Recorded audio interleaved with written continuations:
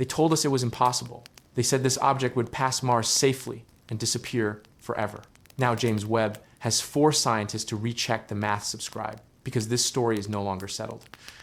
For months, 3I, Atlas, was treated like a cosmic tourist, a fast visitor from another star system passing through, nothing more. But the reason you're here is simple. The numbers changed. Not dramatically, not loudly, just enough to make people at NASA stop speaking in absolutes. And when scientists stop using the word never, you should start paying attention. When 3I, Atlas, was first detected, it was moving faster than almost anything we've ever seen enter the solar system, around 87 kilometers per second relative to the Sunday. That's so fast it could cross the distance between Earth and the Moon in about an hour. At first, that speed made the story boring. Objects moving that fast don't usually linger. They don't usually interact. They don't usually give us time to worry. But speed was never the strange part. The strange part was how steady the object looked as it approached the inner solar system. Most comets wobble. They flare, they spin unevenly, they shed material in messy ways. Data from ground-based observatories feeding into NASA's Jet Propulsion Laboratories showed something cleaner, too clean. The coma around 3I, Atlas, wasn't chaotic, it was stable. Its brightness didn't spike randomly. It followed a pattern. When James Webb locked onto the object in infrared, that pattern became clearer. Webb wasn't just seeing dust and ice. It was measuring heat distribution. And the heat wasn't spreading the way Comet models predict. Instead of uneven hotspots, the energy output appeared balanced, almost symmetrical, as if the object were regulating how it released material. That alone didn't mean danger, but it did mean assumption was no longer enough. As trajectory updates came in, orbital simulations were quietly rerun. The European Southern Observatory, using data from the Very Large Telescope, refined the path. The margin of error shrank. Mars entered the conversation not as a target, but as a reference point, a gravitational checkpoint, a place where even a small change in outgassing could matter. Here's what most people don't realize. Space is not about straight lines. It's about tiny pushes over long distances. A gentle, continuous release of gas can change where an object ends up by millions of kilometers. That's not speculation. That's how comet paths are calculated, and it's why uncertainty never truly disappears. Webb's data showed sustained carbon dioxide and carbon monoxide emissions, not explosive jets, sustained flow. And sustained flow acts like a weak engine. Not enough to scream impact, but enough to whisper, recheck everything. At Harvard-Smithsonian, astrophysicists began running worst-case scenarios. Not predictions, scenarios. What if the outgassing increased? What if solar heating triggered a new vent? What if the object rotated just enough to favor one direction of thrust over another? None of these require intelligence. Nature can do all of this, but nature doing it at the wrong moment changes outcomes. Mars matters because it sits exactly where small changes become amplified. Its gravity doesn't need to pull the object in. It only needs to bend the path slightly. Once that happens, timing becomes everything. NASA has been careful with its words. There has been no public warning, no alert, no statement saying Mars is in danger. But behind the scenes, additional tracking time was requested. That's not panic. That's caution. And in science, caution means something didn't behave exactly as expected. This is where the story stops being about collision and starts being about uncertainty. Because uncertainty is what keeps scientists awake. And right now, uncertainty is the only honest thing anyone can say about 3I, Atlas, and Mars. What makes this uncomfortable is that we've seen this pattern before, with Oumuamua, with Borisov. Each time, assumptions were made early, and each time, later data forced revisions, not reversals. Revisions. And revisions mean the first story was incomplete. The question isn't, will it hit Mars? The real question is, how confident are we that it won't? And that question is exactly why James Webb is still watching. Mars isn't important because it's fragile. Mars is important because it's predictable. Its orbit is clean. its gravity well is well mapped. That makes it the perfect measuring stick. When an object like 3I, Atlas, passes near Mars, even slightly, scientists can read the encounter like a fingerprint. Every deviation tells a story. After Webb's refined measurements came in, analysts at NASA's Jet Propulsion Laboratory began doing something they rarely talk about publicly: running backward simulations. Not just where will it go, but what must have happened for it to be here like this. When they rewound the clock, the numbers didn't line up cleanly with a purely passive object. Again, not proof of anything exotic, just friction where there shouldn't be much. Here's why that matters. Natural interstellar objects usually arrive messy. Their rotation is uneven. Their mass distribution is lumpy. Their gas release spikes when sunlight hits fresh ice and then fades. But 3I, Atlas kept behaving like it was smoothing itself out as it went. The rotation rate stayed within a narrow band. The thrust-like outgassing didn't spike randomly. It pulsed, gently, repeatedly, almost like breathing. At the Keck Observatory in Hawaii, astronomers tracking the visible spectrum noticed faint green emissions, persisting longer than expected. Green isn't rare in comets, but sustained green emission at that intensity usually drops off fast as volatile compounds burn away. This didn't. It lingered, and when it lingered, it lined up with slight changes in velocity that shouldn't have mattered, but did. That's when Mars started showing up in internal conversations, not as a danger, but as a stress test. If anything unusual was going to reveal itself, it would happen near Mars. Now let's slow this down, because this is where people get confused. When scientists say collision course, they don't mean a straight line aimed at a planet. They mean a probability curve, a cone of uncertainty. And inside that cone are futures that range from far miss to close pass to statistically uncomfortable. Right now, Mars sits near the edge of that cone. Not inside it, not safe outside it either. The reason that matters is because 3I, Atlas, hasn't finished responding to the sun yet. As it gets closer, more of its surface heats up. More vents can open. More material can escape. Each vent is tiny, but together they add up. Voyager 1 taught us decades ago that even weak forces, applied steadily, change trajectories in ways that shock people who expect space to behave like empty nothingness. Space isn't empty. It's sensitive. ESA scientists quietly updated their public-facing trajectory plots with wider uncertainty bands. If you blinked, you missed it. But people who watch those plots for a living noticed. Wider bands mean more unknowns. More unknowns mean something didn't fit the earlier model. And that brings us to the uncomfortable part. If 3I Atlas were to experience a sudden asymmetric outgassing event at the wrong moment, Mars would be the first body affected. Not Earth, not the Moon, Mars. Its position makes it the first domino in a chain that scientists really don't want to imagine playing out. Even a near miss would matter. A close flyby could strip material, alter the object's rotation again, or seed Mars's orbit with debris. And Mars is full of orbiters. Scientific assets that have taken decades and billions of dollars to place. A debris field alone would be a nightmare scenario. This is why planetary defense teams don't wait for certainty. They wait for discomfort. And discomfort is exactly where this situation lives right now.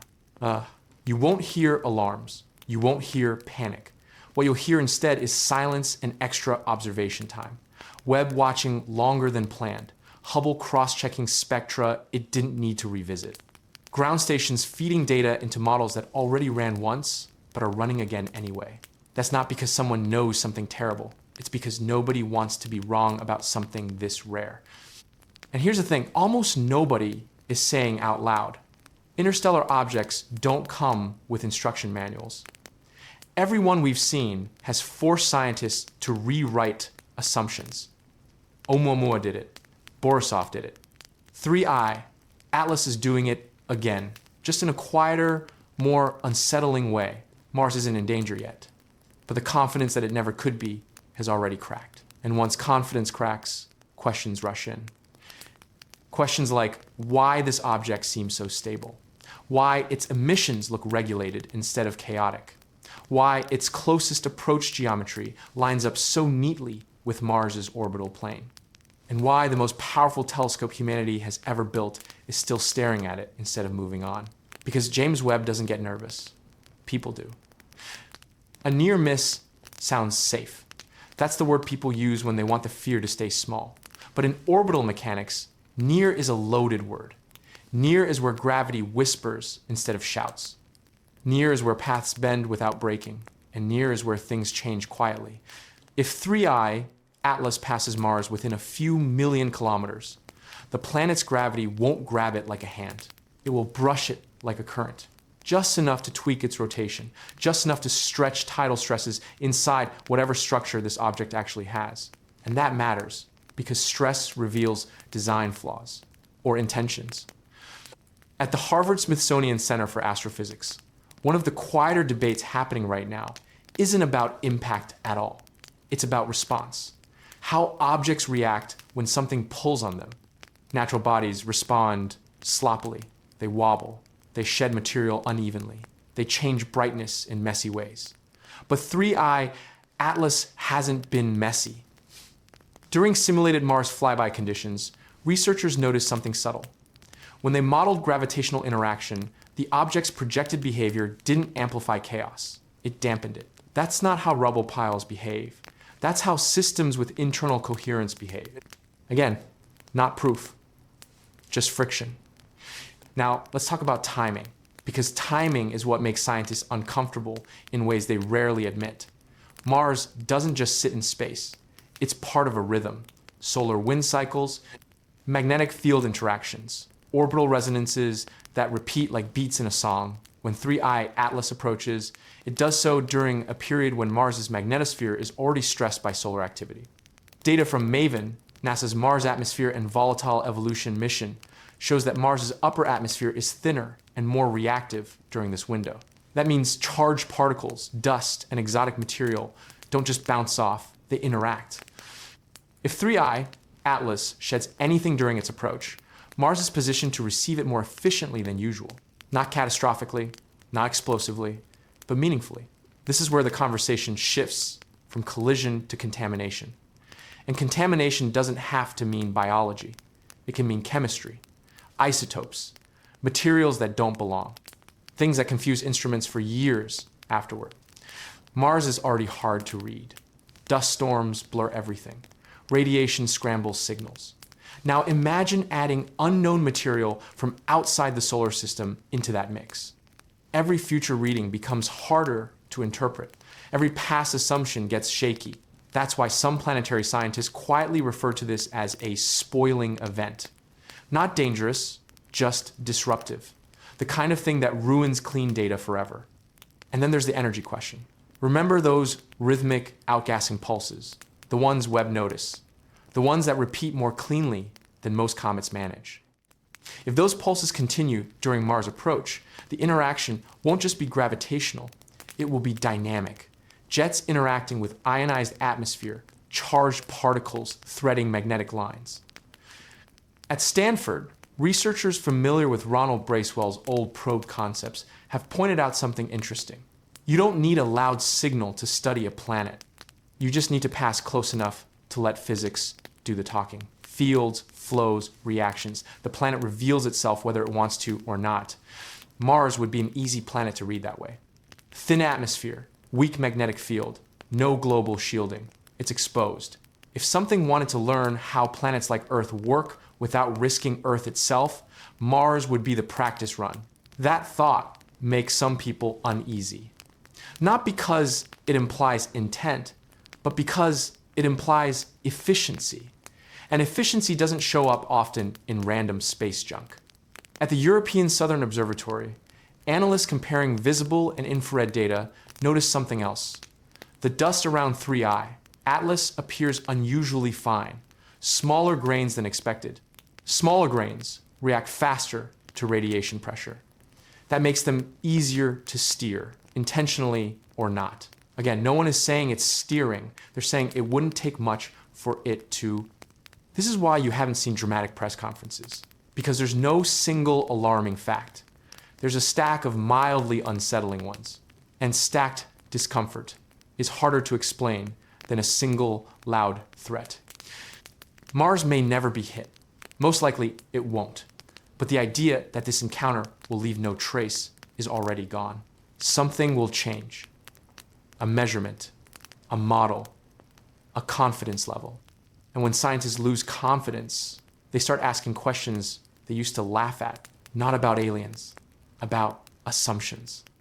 At some point, every space mystery stops being about what's out there and starts being about how we react down here. That moment has already passed. Once the updated Mars trajectory models circulated internally, the tone inside space agencies changed. Not panic, not alarm, something quieter. Caution layered with restraint. Engineers at NASA's Jet Propulsion Laboratory began running parallel simulations that never made it into public briefings. Not impact simulations, but response simulations. What happens if instruments saturate? What happens if signals spike? What happens if something unexpected shows up in the data stream and nobody agrees on what it means? Because disagreement is the real danger. When Hubble sees one thing, Webb sees another. And ground-based telescopes add a third version, consensus slows down. And when consensus slows down, decisions stall. In space, timing doesn't wait for agreement. One of the oddest internal debates wasn't about Mars at all. It was about Earth. Specifically, whether to recalibrate certain deep space antennas during the Mars flyby window. On the surface, it sounds routine, but recalibration changes sensitivity. It changes what you can hear, and more importantly, what you might accidentally respond to. Voyager 1 taught scientists something uncomfortable decades ago. When you listen long enough, the universe doesn't stay quiet. Not because something is talking, but because space itself is noisy in structured ways. Plasma waves, magnetic oscillations, patterns that look meaningless until they don't. 3I. Atlas is loud in the wrong way. Not radio loud, behavior loud. Its movement creates data. Its timing creates data. Its interactions create correlations that keep showing up in places they shouldn't. Mars, solar wind monitors, even background radiation measurements that should have nothing to do with a passing object. At the Keck Observatory, analysts noticed slight fluctuations in atmospheric absorption lines during certain observation windows. Normally, those are blamed on Earth's weather, but the timing lined up too neatly with the object's outgassing pulses. No mechanism, no explanation, just correlation. And correlation is where curiosity turns dangerous. This is why some researchers are quietly arguing that the Mars question might be the wrong question. The object doesn't need to hit Mars to matter. It only needs to pass through the right places at the right times. Think of it like this. You don't need to smash a bell to make it ring. You just need to touch it where it's already sensitive. Mars is sensitive right now, and so are we. As the flyby window approaches, more amateur astronomers have started reporting anomalies, not dramatic ones, slight delays, brief signal dropouts, tracking software briefly losing lock, then snapping back, things that usually get shrugged off as bugs. But when enough people shrug at the same time, someone eventually stops and asks why. What makes this especially uncomfortable is that none of this violates physics. Nothing here requires impossible technology. Micro adjustments, timed releases, passive interactions with fields and atmospheres. All of it sits just inside what's theoretically allowed. That's what makes it hard to dismiss. At the Vera Rubin Observatory, which specializes in finding things that move when they shouldn't, the algorithms flagged 3I, Atlas, early, for a reason that wasn't publicized. Its light curve didn't just change, it corrected itself. Deviations didn't compound, they resolved. Natural objects drift, errors grow, this one stabilizes. Again, not proof, just pressure. And pressure builds slowly. If you zoom out far enough, this isn't just about Mars or Webb or a single interstellar visitor. It's about a pattern we're not used to seeing clearly. Objects from outside the solar system don't usually arrive with this much internal consistency. Oumuamua was strange, but brief. Borisov behaved more like a classic comet. This one sits in between. Structured, but quiet. Active, but restrained. Almost polite. Which leads to the question no one wants to say out loud, because it sounds ridiculous until it doesn't. What if 3I, Atlas, is doing exactly what it's supposed to do? And exactly what it's supposed to do doesn't include us understanding it yet. Mars may just be the nearest page in a much longer book. By the time scientists realized how many gaps were forming in the data, it was already too late to close them. Not gaps like missing files or broken sensors. These were gaps in continuity, places where numbers should have flowed smoothly but didn't. Tiny discontinuities that only show up when you stare at graphs for weeks at a time. A fraction of a second missing here. A rounding error that keeps repeating there. Individually, they mean nothing. Together, they form a fingerprint. At NASA's Jet Propulsion Laboratory, one analyst described it off record like this. It felt less like losing signal and more like something stepping between the signal and the receiver. Not blocking it, just touching it. That shouldn't be possible. But then again, interstellar objects weren't supposed to behave like this either. As 3I, Atlas, moved deeper into the inner solar system, something subtle began to happen across multiple instruments that had nothing to do with Mars directly. Solar observatories started picking up minor phase shifts in the solar wind. Not storms, not flares, just a gentle misalignment, like a tide arriving a few seconds early. Parker Solar Probe noticed it first. Its plasma readings didn't spike, but the rhythm changed. A heartbeat off by half a beat. Then Solar Orbiter confirmed something similar, different instruments, same timing window. Still, no alarms. Scientists hate alarms. Alarms mean responsibility. What really unsettled people was when archive data started changing meaning. Old Arecibo legacy data, long considered settled, suddenly lined up with the current trajectory models in ways no one had noticed before. Signals, dismissed years ago as noise, now match the same timing intervals seen in 3I, Atlas's activity. Not identical, rhyming.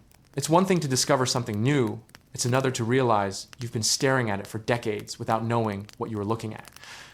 This is where the Mars collision story quietly began to weaken. Because if impact were the goal, there are easier ways, faster ways, sloppier ways. You don't need precision for destruction. You need precision for interaction. And interaction keeps showing up everywhere. At the Harvard Smithsonian Center for Astrophysics, a small team ran an experiment that wasn't meant to go public. They fed the object's positional data into a model normally used for studying orbital resonance in asteroid families. The result didn't predict a crash. It predicted a lock-in. A temporary gravitational conversation where two bodies exchange energy without touching.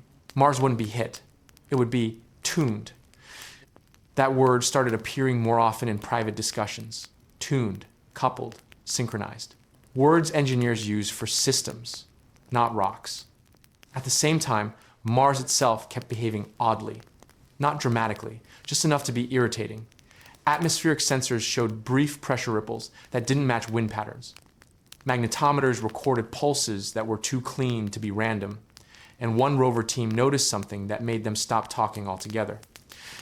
During a routine calibration pause, background radiation counts dipped for exactly the same duration as one of 3I, Atlas's outgassing intervals. No causal link, no mechanism, just timing. And timing, again, is everything. The more this went on, the more one uncomfortable realization settled in. If this object were hostile, it was doing a terrible job of it. No acceleration toward Earth. No aggressive emissions. No obvious signals aimed at us.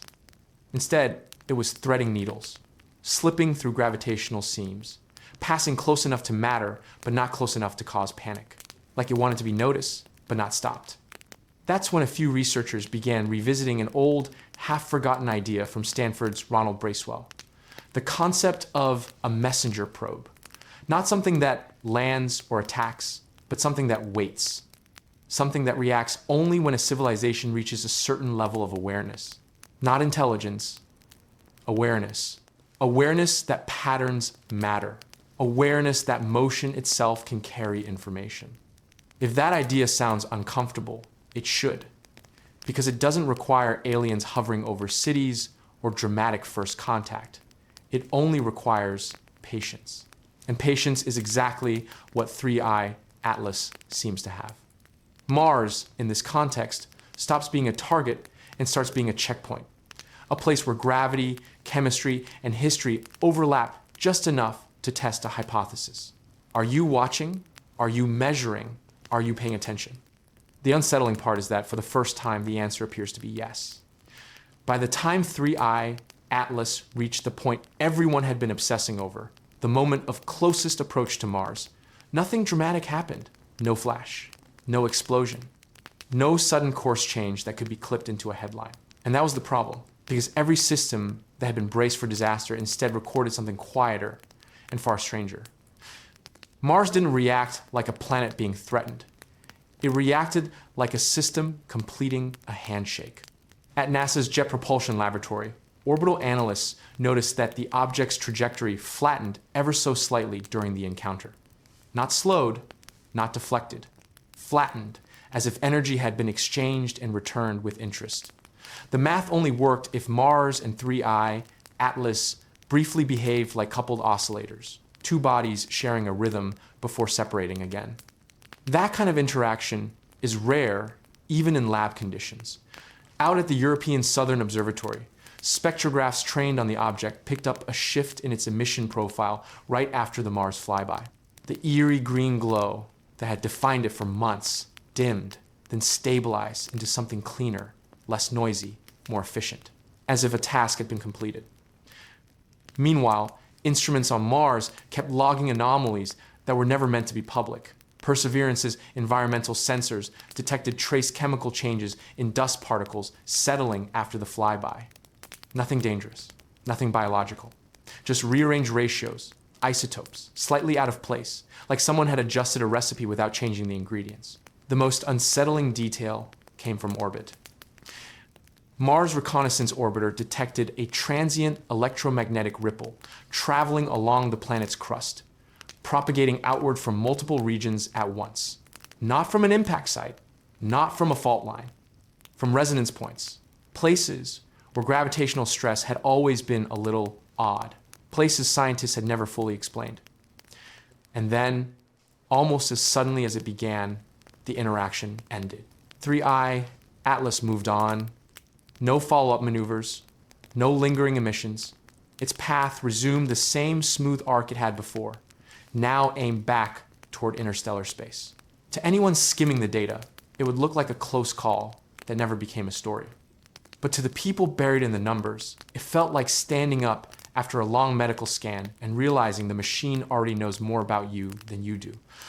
This is where the narrative quietly shifted inside scientific circles. The question stopped being, will it hit something? And became, what did it take with it? Because if this object were collecting data, it didn't need cameras. Gravity is a sensor. Radiation is a sensor. Orbital mechanics themselves can encode information. Every planet broadcasts its internal structure through tiny wobbles, magnetic size, and thermal leaks. Mars, especially, is talkative. Ancient riverbeds, buried ice. A magnetic field that died and left scars behind. A planet that once flirted with habitability and then lost it. If you wanted to understand how often life almost makes it, Mars is the place to listen. At the Harvard-Smithsonian Center for Astrophysics, one internal memo summed it up in a single line. Earth is the audience. Mars was the rehearsal. That idea spread faster than anyone admitted. Not because it was proven, but because it explained too much. The precision, the restraint, the lack of urgency. This wasn't a threat, it was a survey, and surveys don't linger. As 3I Atlas faded from even the most powerful telescopes, something else became impossible to ignore. The data it left behind didn't decay like normal observations. Models that included its passage started producing better predictions, cleaner fits, fewer assumptions, as if the solar system itself had briefly been measured with a higher resolution ruler. And once you've been measured, you can't undo it. The real fear, the kind no one says out loud, wasn't that something alien passed through our neighborhood. It was that it passed through, learned enough, and decided it didn't need to stay. Because explorers don't return to places that aren't interesting. In the weeks that followed, the sky returned to normal. No new alerts, no emergency briefings, no late-night corrections quietly posted on agency websites. To most people, the story was over. But inside the data rooms, nobody relaxed. Because when astronomers went back and reran old observations, archived signals from Voyager 1, dust density maps from Cassini, magnetic readings from Juno, something subtle but terrifying emerged. The equations still worked, but they worked asterisk, asterisk, better, asterisk, asterisk, after 3I Atlas passed through. Noise canceled out more cleanly. Residuals lined up where they never had before. Patterns that used to be hand-waved away suddenly made sense. It was as if the solar system had been briefly tuned, like an instrument brought into pitch and then left behind. At the Jet Propulsion Laboratory, one analyst compared it to walking into a room after someone else had already organized it. You don't know who did it, you don't know why. You just know the mess you thought was natural wasn't. And Mars kept talking. Long after the flyby, faint thermal pulses continued to ripple through the crust, weaker now, almost like echoes. The intervals were irregular but familiar, the same timing families first noticed during the approach. Not signals being sent outward, but decay energy settling back into silence, like a bell after it's been struck. That's when a deeply uncomfortable thought took hold. What if 3I, Atlas, wasn't here to times do times something to Mars, but to asterisk asterisk check whether Mars was still doing anything at all, asterisk asterisk, a planet once alive, now mostly quiet, still warm in places, still hiding water, still unfinished. If intelligence were cataloging systems capable of hosting life, Mars wouldn't be a target. It would be a benchmark. And Earth would be the variable. That idea reframed everything. The escorts, the precision, the restraint. You don't deploy instruments like this unless you're measuring differences over time. And you don't need to announce yourself when the experiment is already running. The silence from governments suddenly made sense, not as panic, but as paralysis. Because how do you explain to a world that nothing attacked us, nothing threatened us, and that's exactly why it matters? There was no warning to issue, no defense to activate, no victory to claim. Only the realization that something far older, far calmer, and far more patient had passed through our neighborhood, glanced at what we were becoming, and moved on. The final tracking solution showed 3I, Atlas accelerating gently as it left the inner system, borrowing momentum from the sun with impossible efficiency. No flare, no goodbye. Just a smooth exit into the dark between stars. A perfect departure. And that may be the most unsettling part of all. Because whatever builds machines that don't rush doesn't forget either. If this was a scout, then someone, somewhere, now has updated notes. If it was a probe, then the transmission may not be something we heard, but something we times, became part of times, the moment we noticed it. And if it was neither, then the universe just reminded us of something we keep trying to ignore. We are not early. We are not alone in time, and we are no longer invisible. After that realization settled in, the tone inside observatories quietly changed. Not panic, not excitement, something closer to caution mixed with humility. At the European Southern Observatory, researchers began revisiting a class of anomalies that had sat unresolved for decades. Tiny timing offsets in stellar occultations. Gravitational microlensing events that didn't quite fit expected mass models. Even odd calibration errors from the Very Large Telescope that had always been blamed on atmosphere or instrumentation. When those datasets were reprocessed with the assumption that time's interstellar visitors might maneuver asterisk, not drift, the math stopped fighting back. Suddenly, several past one-off events looked less random. A blip near Proxima Centauri in the late 1990s. A short-lived infrared flare detected by Keck in 2004.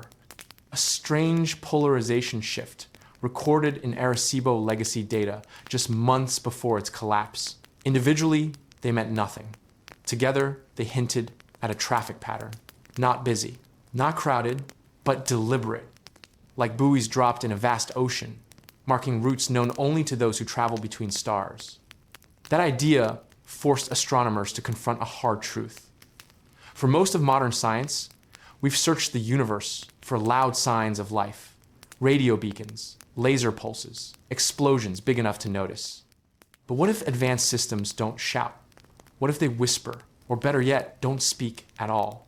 Ronald Bracewell, the Stanford radio astronomer who proposed the idea of silent interstellar probes back in the 1960s, had warned about this exact blind spot. A Bracewell probe wouldn't announce itself. It would observe, record, wait, and leave.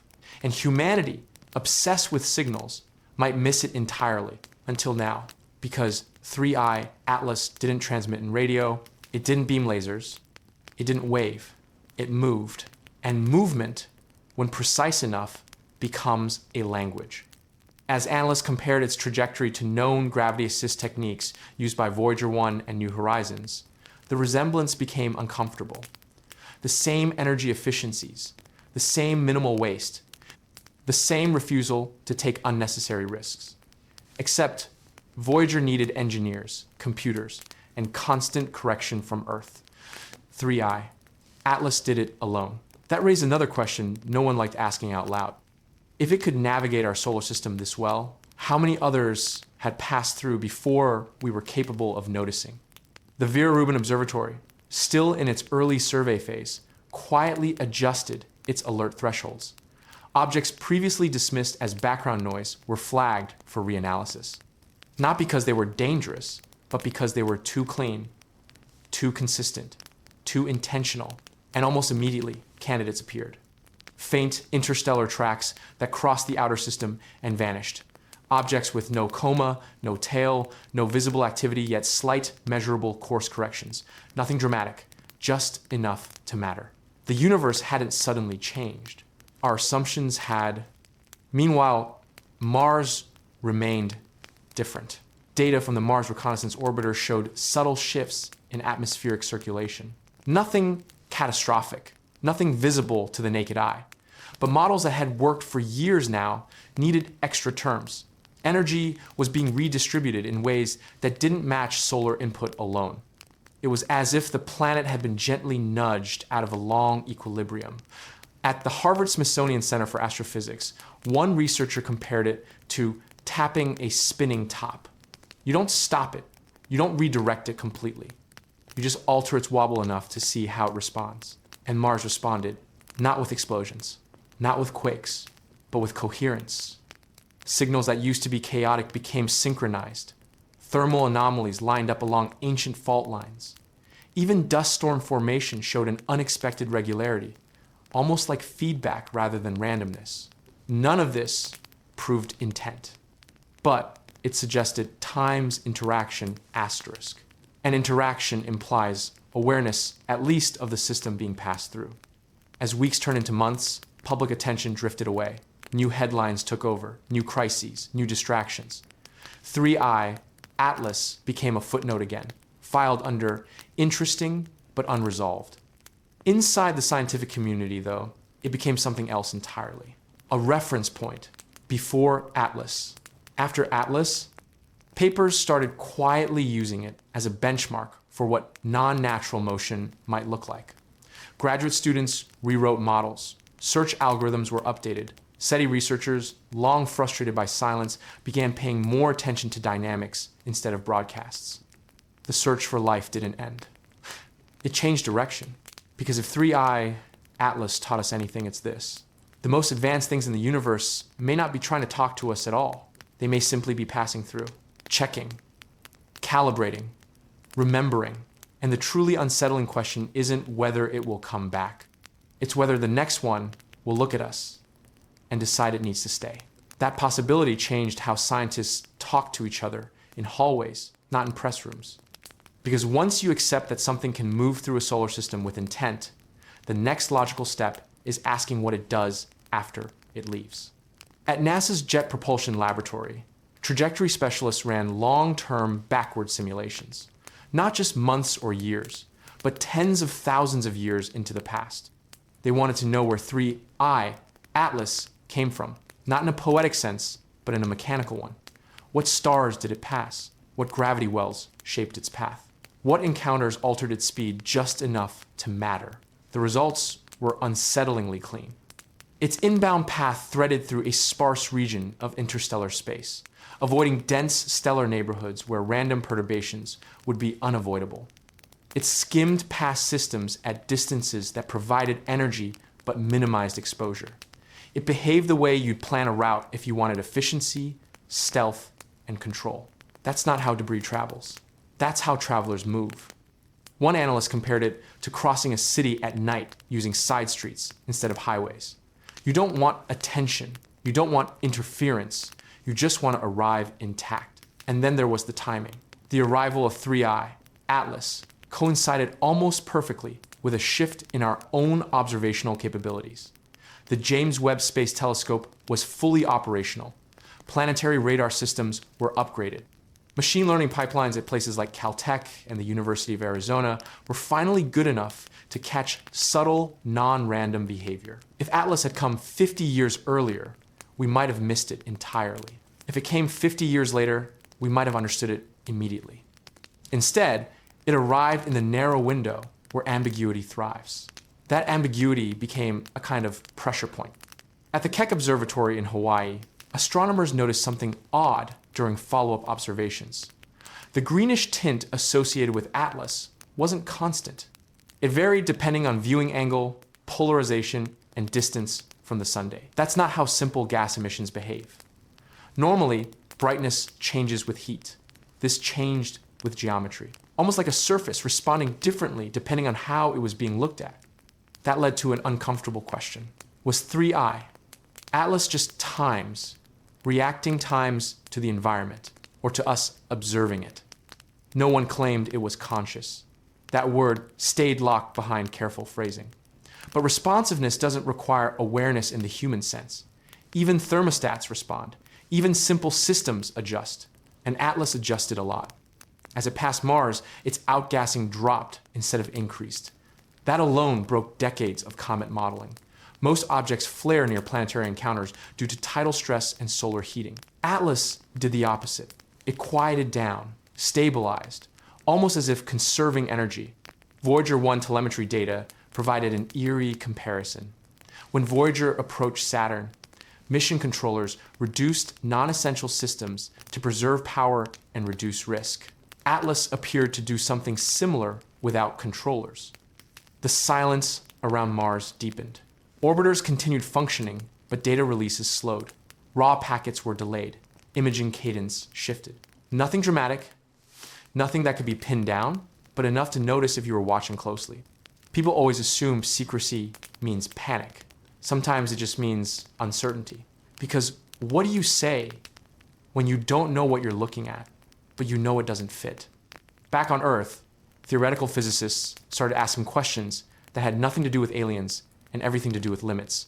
Limits of detection, limits of interpretation, limits of what natural even means when you're dealing with scales and timescales far beyond human experience. One paper out of the University of Cambridge posed a quiet but devastating thought experiment. If a civilization wanted to study emerging intelligence across the galaxy, radio signals would be inefficient, loud, wasteful, short-lived. But physical probes, durable, autonomous, slow by human standards but fast by cosmic ones, could persist for millions of years. They wouldn't need to communicate often. They wouldn't need to intervene. They'd only need to pass through occasionally and log the state of things. Stars form, planets cool, life emerges, intelligence flickers. Most of it probably ends before anyone arrives, unless someone's already been watching. That idea didn't bring fear as much as perspective. If 3I, Atlas, was a probe, it wasn't a threat in the way movies teach us to fear. It didn't point weapons. It didn't broadcast ultimatums. It didn't rush. It observed. And observation, when done over long enough timelines, is power. Mars may have mattered not because it was a target, but because it was a record. A planet that once looked like Earth. A place where life might have started, stalled, or hidden. A natural archive written in rock, ice, and time. Passing close to Mars isn't dramatic. Passing close to Mars is time's strategic asterisk. As Atlas continued outward, its companions, those 9 faint objects, maintained their spacing with unnerving precision. No collisions, no drift, no visible communication, yet perfect coordination. Anyone who has ever tried flying drones knows how hard that is. Now imagine doing it across millions of kilometers. Without radio chatter we can detect. The formation didn't tighten. It didn't loosen. It simply held, like a sentence, paused mid-thought. And that's where things stand now. Not with answers, not with alarms, but with a quiet, growing realization inside the scientific community. We may not be alone in the universe, and we may not even be time's interesting times yet, but something noticed us long enough to pass through our neighborhood, adjust its path, check a planet that remembers water, and move on without ever needing to say a word. And that, somehow, is far more unsettling than any signal could ever be. That long-term meaning is what began to worry people the most. Not because anything dramatic happened next, but because almost nothing did. After the Mars passage, many expected a burst of activity, a flare, a deviation, a clear sign that something had changed. Instead, 3I, Atlas, settled into a calm, steady, outbound trajectory. Its light curve flattened, the rhythmic pulses softened. The 9 accompanying objects kept their spacing and continued onward as if nothing unusual had occurred at all. That calm felt intentional. At the Harvard-Smithsonian Center for Astrophysics, one researcher put it plainly during a closed-door seminar. If this were a natural object, Mars would have disturbed it. If this were a mistake, something would have gone wrong. The fact that everything went right is the anomaly. That statement spread quietly through academic circles, because systems that work perfectly tend to be designed. More data came in from the European Southern Observatory. As Atlas moved farther from the Sunday, the Very Large Telescope picked up polarization changes along the object's surface that suggested layered structures beneath the coma. Not rubble, not loose ice, layers. As if something solid sat under the gas, maintaining its shape despite extreme temperature swings. Hubble spectrograph records added another puzzle. The reflected light signature hinted at flat regions with consistent angles, not the chaotic scatter you expect from a spinning, irregular rock. It was subtle, easy to dismiss. But once you see it, you can't unsee it. Meanwhile, the 9 companions began to behave slightly differently from the main body. They didn't spread out, but they started rotating in sequence. Not spinning independently, but shifting orientation relative to each other, one at a time, like a slow ripple passing through a chain. Each change took hours, then days. Then the formation returned to its original state. No propulsion was visible, no exhaust, no jets, just movement. At Stanford, a small team revisited Ronald Bracewell's old ideas about interstellar probes. The so-called Bracewell probe wasn't supposed to shout. It was supposed to listen. It would enter a system, observe silently, maybe test reactions, then leave. And crucially, it wouldn't reveal itself unless the conditions were right. That raised an uncomfortable thought. What if Atlas didn't just pass through our solar system? What if it noticed us noticing it? Every time humanity builds a better telescope, we assume we're the ones gaining the advantage. But detection cuts both ways. When you look hard enough, you become visible. The Vera Rubin Observatory, still ramping up its full survey operations, ran simulated retro-analysis using Atlas-like trajectories. The goal was simple. If objects like this pass through the galaxy regularly, how many have we already missed? The answer was not reassuring. Dozens, possibly hundreds. Most would be faint, fast, gone before we ever noticed them. Atlas wasn't special because it existed. It was special because we finally had the tools to see it. That reframed everything. Instead of asking why this object came here, scientists began asking how often this happens. How many times has Earth been passed over without knowing? How many silent observers slipped through before telescopes, before radio, before cities lit the night sky? The universe suddenly felt crowded in a very quiet way. At NASA JPL, mission planners reviewed planetary defense protocols. Not because Atlas posed a threat now, but because it revealed a gap. Our systems are built to detect impact risks, not intent. They look for rocks that might hit us, not objects that might study us. That's a very different problem, and there's no easy fix. As weeks passed, Atlas crossed beyond the orbit of Jupiter. Its signal faded. Its brightness dropped below what most amateur telescopes could track. Only the largest observatories continued following it, watching until it blended back into the background of stars. No announcement marked its departure, no confirmation. Just a quiet acknowledgement in orbital logs that the object had left the inner solar system. The 9 companions went with it. No fragments were left behind, no debris, no artifacts, which, in its own way, felt deliberate, because leaving nothing means leaving no proof. And yet, the proof was already here. Not in metal or wreckage, but in data, in trajectories, in behavior that refused to fit clean categories. Months after Atlas had faded from view, a workshop was held at the Keck Institute. The title was deliberately vague: Interstellar Objects and Non-Standard Dynamics. No mention of probes, no mention of intelligence. But the conversations drifted there anyway. Someone asked what the statistical odds were of a natural object arriving on such a precise path, with companions, with synchronized behavior, during a period when humanity's detection capability crossed a critical threshold. No one answered. Because once you start calculating that, you're no longer doing astronomy. You're doing philosophy with equations. And that's where things became unsettling in a quieter, deeper way. If Atlas was not hostile, then its message wasn't fear. If it wasn't communicative, then its silence wasn't ignorance. It was patience. Civilizations that think in centuries rush. Civilizations that think in millions of years wait. From that perspective, one pass through a solar system is nothing. A single look, a bookmark in a long record, which leads to the question nobody likes to ask out loud. If this was a survey, what happens when the survey is complete? The idea of a survey changed how people reread the data, not in a dramatic way, in a methodical one. Teams went back to the very first detection images, the ones taken when 3I Atlas was barely more than a smudge against background noise. They weren't looking for propulsion or signals anymore.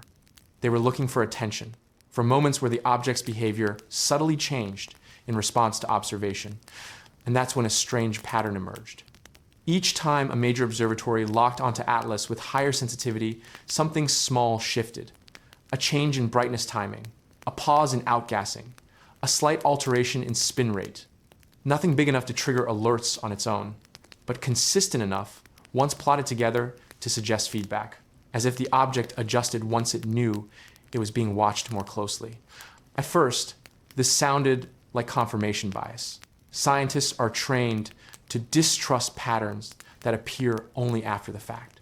So they ran blind tests, stripped the timestamps, hid the observatory names, let independent teams match behavioral changes to random events.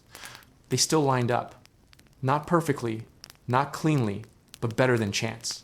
One analyst at JPL summarized it in an internal memo with a sentence that later leaked. This object behaves less like something reacting to the sun and more like something reacting to context.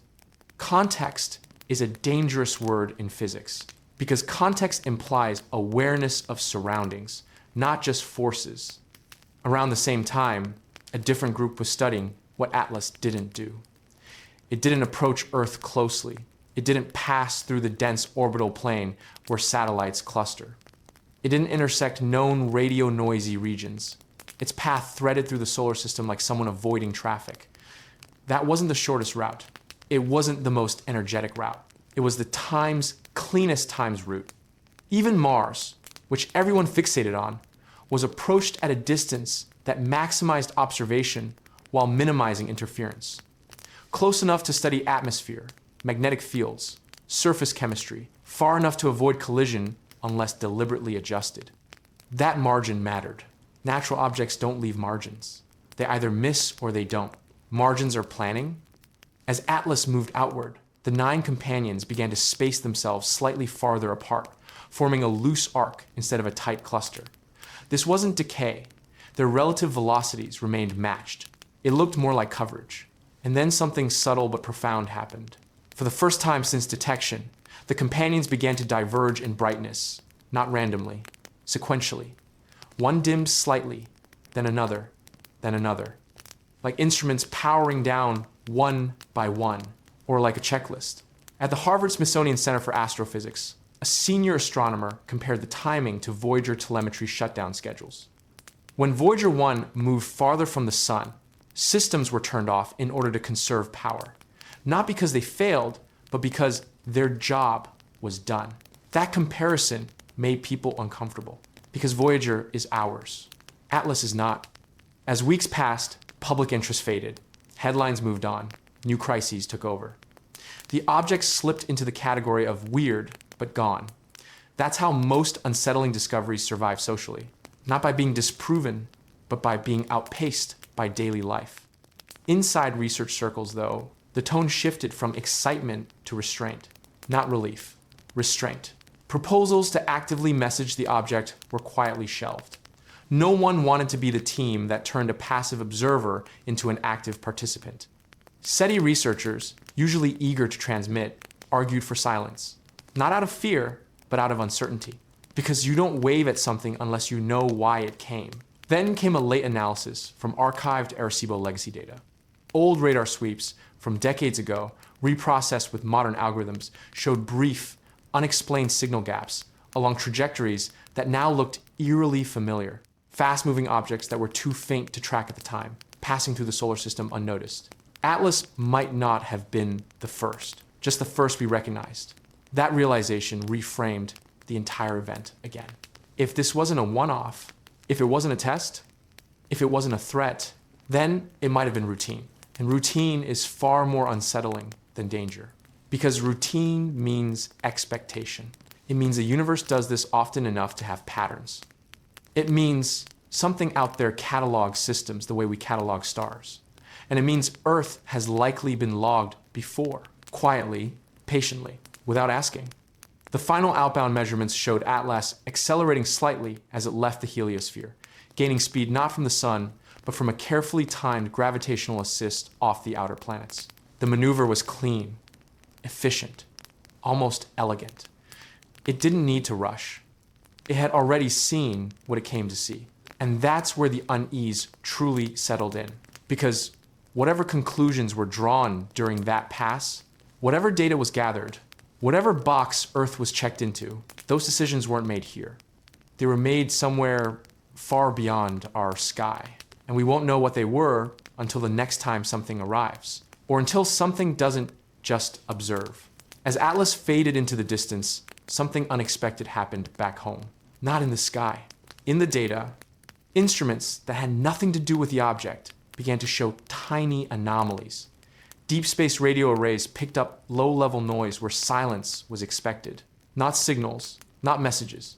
Just a faint increase in structured background activity, like static that had learned a rhythm. At first, engineers blamed calibration drift. Temperature changes, aging hardware. That's always the safe answer. But when the same pattern appeared across unrelated systems, Keck Observatory, optics, ESA's Gaia, star tracking logs, even timing offsets in the Deep Space Network, those explanations stopped working. The disturbances weren't localized. They were systemic, and they shared one feature. They began after Atlas passed its final observation boundary, as if whatever interaction had been happening wasn't over when the object left, but when we stopped watching it. A team at the European Southern Observatory compared pre- and post-Atlas noise profiles and noticed a subtle shift in baseline cosmic background readings. The universe hadn't gotten louder. Our instruments had gotten busier, almost like they were now tuned slightly off from where they had been before. One physicist described it in a private email that later leaked. It's like we nudged the frame we're measuring reality with just a fraction. That sentence circulated quietly among researchers. Because frames don't nudge themselves. Around the same time, Planetary scientists noticed something else. Long-term atmospheric models for Mars began drifting. Not wildly, just enough that previous assumptions no longer fit as cleanly. Trace gases behaved oddly. Dust movement timing slipped. Nothing alarming, just off. The model still worked. They just needed more correction factors than before. As if Mars was responding to a variable that hadn't existed in the equations last year. Then there were the companions. 6 of the 9 faded completely. No trace, no debris, no gradual dispersal. They didn't break apart or drift away. They simply stopped reflecting light. Gone. The remaining 3 behaved differently. They lingered just long enough to be tracked exiting the solar system on slightly diverging paths.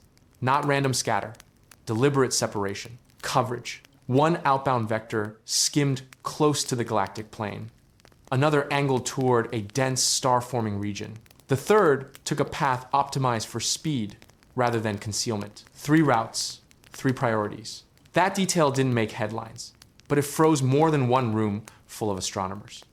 Because probes don't all return home the same way unless they're carrying different things. Data analysts at Stanford revisited Ronald Bracewell's old probe concept, the idea of silent, long-lived machines that observe civilizations without contact, waiting for specific thresholds to be crossed. Bracewell proposed that such probes wouldn't speak. They'd times watch asterisk. They'd measure curiosity. They'd measure reaction. They'd measure how a civilization behaves when it realizes it might not be alone. Atlas fit that model uncomfortably well. No greeting, no threat, no response, just presence.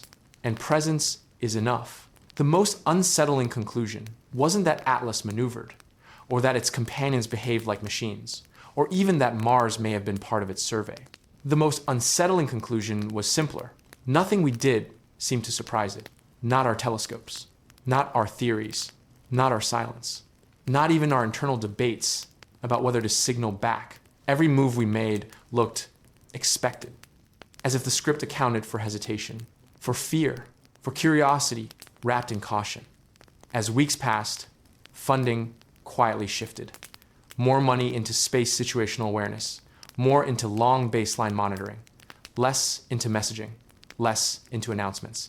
No one said why out loud, but the implication was clear. If something had just passed through our neighborhood and taken notes, the smartest move wasn't to shout. It was to listen better, because the universe didn't blink when Atlas came through.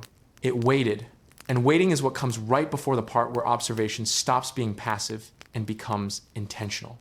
The waiting didn't feel dramatic. That was the strange part. No alarms, no emergency broadcasts, no sudden discoveries that forced a conclusion, just time passing and the sense that something subtle had shifted beneath everything we thought was stable. At the Harvard-Smithsonian Center for Astrophysics, a quiet review panel began re-examining old interstellar detections. Not just Oumuamua, not just Borisov, but weak, almost forgotten blips buried in decades of archived data, Arecibo legacy records, early Hubble spectrograph logs, even Voyager 1 telemetry from the late 1980s. Patterns started to appear, not trajectories, not shapes, timing, several unexplained anomalies, tiny Doppler shifts, brief signal fades, unexplained accelerations lined up with moments when Earth crossed dense regions of interstellar dust clouds. Moments when the solar system itself acted like a moving sensor. Atlas hadn't come into an empty neighborhood. It had come into a monitored one. One researcher put it bluntly during an internal seminar. We may not be the first thing that passed through here. We're just the first thing that noticed. That idea changed how people looked at the 9 companions. What if they weren't escorts at all? What if they were asterisk validators, asterisk? Small, high-energy units designed to confirm conditions, locally magnetic fields, atmospheric chemistry, biological markers before the primary object committed to a deeper pass. That would explain their power levels, their synchronized emergence, their rapid disappearance once measurements were complete. You don't keep sensors active once the scan is done, and you definitely don't leave them behind. Meanwhile, Mars kept refusing to behave like a passive rock. Subsurface radar data from orbiters began showing transient reflections, not stable structures, not caves. Brief flashes of layered density that appeared, vanished, then reappeared kilometers away, almost like echoes moving through stone. Geophysicists argued over it for weeks. Instrument error, processing artifacts, compression noise, until 2 separate orbiters, using different frequencies, caught the same transient pattern within minutes of each other. That shut the argument down. Something inside Mars was responding to something that had already passed. At NASA's Jet Propulsion Laboratory, mission planners quietly updated long-term Mars risk models, not impact risk, interaction risk. Scenarios that didn't involve collision at all, but resonance energy coupling between an external object and planetary systems. That word started showing up more often. Resonance, not force, not attack, not impact, alignment. When analysts overlaid Atlas's path with solar magnetic field maps, another uncomfortable detail surfaced. The object didn't just pass near Mars. It crossed a region where solar wind pressure, planetary magnetotails, and interplanetary current sheets intersected, a naturally noisy junction. If you wanted to hide a precise maneuver inside chaos, that's exactly where you'd do it. Which raised a quiet but unavoidable question. Was Atlas steering toward Mars? Or was it steering toward conditioned times that Mars happened to satisfy? Biology entered the conversation next, almost reluctantly. Astrobiologists have long argued that life doesn't announce itself with radio waves. It announces itself by changing its environment. Oxygen where it shouldn't exist, methane that shouldn't last, chemistry that refuses to stay inert. Mars, for years, has done exactly that. Seasonal methane spikes, transient water signatures, subsurface brines that appear and vanish. To humans, these are puzzles. To a probe designed to find life or its echoes, they're breadcrumbs. Atlas's path, when recalculated using revised mass and thrust estimates, skimmed the edge of every region on Mars where anomalous chemistry had been detected in the last 20 years. Not directly over them, close enough to sample, close enough to listen, close enough to confirm. By now, even the skeptics had stopped saying impossible. They'd switched to a different word, uncomfortable, because nothing in the data forced the conclusion of intelligence. But nothing supported randomness anymore either. And the gap between those two positions is where unease lives. The solar system returned to quiet routines. Satellites kept orbiting, rovers kept rolling. But the questions didn't go away. If Atlas wasn't an accident, if the 9 objects weren't debris, if Mars wasn't just collateral, then the encounter wasn't over. It had simply moved into its longest phase. The part where the observed doesn't realize the observation is still happening. And then the data stopped drifting and started lining up. Not dramatically, not with a flash or a warning, but with a calm precision that felt worse than panic ever could. The last telemetry packets from multiple observatories, Keck in Hawaii, the European Southern Observatory arrays in Chile, even faint corroborations buried in Voyager 1 telemetry showed the same thing at once. Atlas wasn't accelerating anymore. It wasn't correcting. It wasn't shedding material. It had entered what mission engineers would call a hold state, coasting, perfectly balanced, exactly where it needed to be. The 9 objects were already gone. No debris, no dispersal cloud, just absence, like sensors retracting after a scan completes. Whatever they came to measure, they finished. And Mars didn't respond with explosions or surface scars. It responded quietly. Magnetics stabilized. Methane readings flattened. Subsurface echoes faded. Not randomly, but symmetrically, like a system returning to baseline after stimulation. That's when a realization settled in across the scientific community, spoken out loud only in private rooms. Nothing failed, nothing collided, nothing attacked, which meant nothing went wrong. If Atlas were a weapon, Mars would be damaged. If it were a mistake, the data would be messy. If it were natural, the timing would be sloppy. Instead, everything behaved like a completed procedure. NASA's Jet Propulsion Laboratory archived the encounter under a new internal category.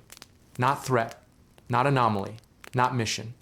The word used was event, something that happens whether or not you understand it. Something that changes the environment simply by passing through it. At the Harvard-Smithsonian Center for Astrophysics, one senior researcher summed it up in a single sentence that never reached the press. We weren't visited, we were checked. And that reframed everything. Atlas didn't need to land. It didn't need to signal us. It didn't need to stay. It only needed to know whether the conditions it was looking for still existed, whether Mars still carried the chemical memory it once did, whether the inner solar system still behaved the way it remembered, whether the experiment, whatever it is, was still running. And the most unsettling part wasn't that it might have been artificial. It was that it behaved like something familiar. Like a probe you send when you don't want to interfere. Like a system designed to observe without contact. Like technology built by an intelligence that learned, long ago, that announcing yourself changes the result. When Atlas finally slipped back into interstellar darkness, it didn't leave fear behind. It left uncertainty. The kind that doesn't fade with time. The kind that grows quieter, heavier, and harder to ignore. Because now we know this much. The solar system can be entered without warning. Planets can be examined without impact. Life can be assessed without conversation. And if that can happen once, it can happen again. So the question isn't whether something is coming. The question is whether this was the first time we noticed, or the first time we were meant to. If you want to follow what happens next, subscribe and watch the next video on your screen, because whatever Atlas was doing out there, it didn't end with Mars.